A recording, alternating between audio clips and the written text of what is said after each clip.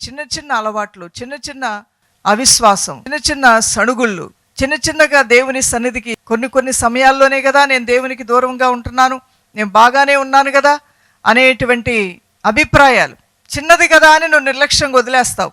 దానిలో నుండి అపవాదైన సాతాను ఒక త్రాసుపాములాగా, విషసర్పంలాగా వచ్చి నీ ఆత్మీయ జీవితం మీద, నీ కుటుంబ జీవితం మీద దాడి చేసి, నీ తలంపుల మీద, నీ ఆలోచనల మీద దాడి చేసి ఆయా విధాలుగా నిన్ను అసమాధానంతో, ఆవేదనతో, శాంతి సమాధానాలను పోగొట్టుకునే రీతిగా, దేవుని మార్గములను తొట్టిల్లి నడిచే రీతిగా, మతి తప్పి నువ్వు ప్రవర్తించే రీతిగా, నీకున్న ఉన్నతమైన విలువల్ని, నీ ప్రవర్తనను కార్చుకోకుండా వాటి విషయంలో నువ్వు నిర్లక్ష్యంగా ప్రవర్తించే రీతిగా నిన్ను ప్రేరేపిస్తుంది. చిన్న విషయమే కదా అని తోసివేయకూడదు, చిన్న పొరపాటే కదా అని నిర్లక్ష్యంగా ఉండకూడదు.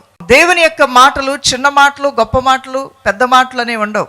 దేవుని యొక్క మాటలు అమూల్యమైనవి, దేవుని యొక్క మాటలు అత్యంత శ్రేష్టమైనటువంటివి. దానిలో ఒకటి కలపకూడదు, దానిలోంచి మరొకటి తీసివేయకూడదు. దేవుని మాటల్ని మాటలుగానే తీసుకోవాలి.